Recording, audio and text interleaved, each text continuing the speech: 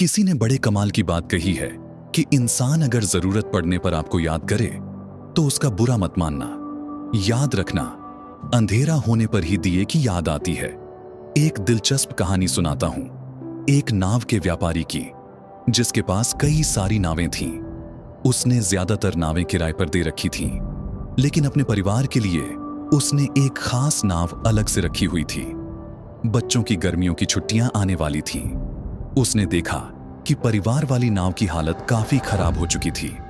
उसने एक पेंटर को बुलाया और कहा, भैया, इस नाव को बिल्कुल नई जैसी बना दो। बच्चों की गर्मियों की छुट्टियां शुरू होने वाली हैं। वे बोटिंग के लिए जाएंगे, तो एक शानदार नाव तैयार कर दो। पेंटर बड़ा होशियार था।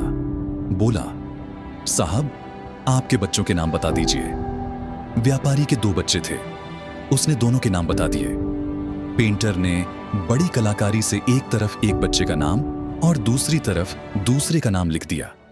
नाव बिल्कुल नई जैसी चमक उठी। जब पेंटर आखिरी बार नाव को देख रहा था, तब उसकी नजर एक छेद पर पड़ी। बिना देर किए उसने उस छेद को भी ठीक कर दिया, क्योंकि उसे नावों की मरम्मत का भी थोड़ा बहुत काम आता था। नावों पर पेंट करते करते उसे यह समझ आ गई थी, जो व्यापारी था उसको पेंटर ने मरम्मत के बारे में कुछ नहीं बताया। बस अपने पेंट के पैसे लेकर चुपचाप अपने गांव लौट गया। 3 महीने बाद उस पेंटर के पास एक चिट्ठी आई। लिफाफे में एक बड़ी रकम का चेक था। पेंटर हैरान रह गया। सोचा, यह क्यों भेजा? पेंट के पैसे तो दे दिए थे। अगले दिन वह सीधा व्यापारी के पास पहुंचा और पूछा, साहब, यह इतना बड़ा चेक क्यों भेजा? व्यापारी ने उसे अंदर बुलाया, चाय मंगवाई और बोला, भाई, पेंट के पैसे तो मैंने उसी दिन चुका दिए थे, लेकिन यह जो रकम मैंने चेक में लिखी है, मुझे लगता है यह भी कम है।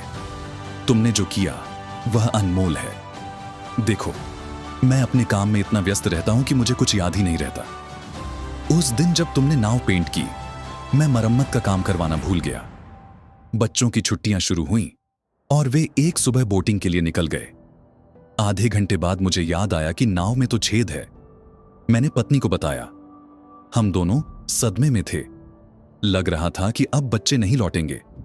मेरी पत्नी रोने लगी। मैं भी बेहद परेशान था। 1 घंटे बाद हमने देखा कि दोनों बच्चे खुशी खुशी लौट आए।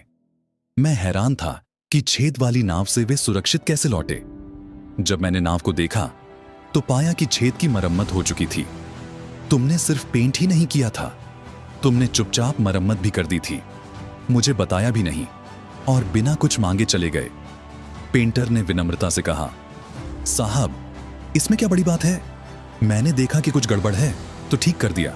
यही तो मेरा काम था। व्यापारी बोला, नहीं, तुमने बहुत बड़ा काम किया। 3 काम किए। पहला, ईमानदारी से काम किया। दूसरा, बिना कुछ कहे निस्वार्थ भाव से काम किया। और तीसरा, मेरे बच्चों की जान बचाई। यह तीसरा काम सबसे कीमती है। मेरे लिए मेरे बच्चों से बढ़कर कुछ नहीं। तुमने मेरे परिवार की जान बचाई। भाई, तुमने कमाल कर दिया। तुम्हारा छोटा सा काम कितना बड़ा निकला, तुम नहीं समझ रहे हो। यह छोटी सी कहानी हमें सिखाती है कि अच्छे कर्म करते रहिए, फल ऊपर वाला देगा। अपनी तरफ से नेकी करते रहिए, और अगर कोई मुसीबत के वक्त में आपको याद करे तो बुरा मत मानिए।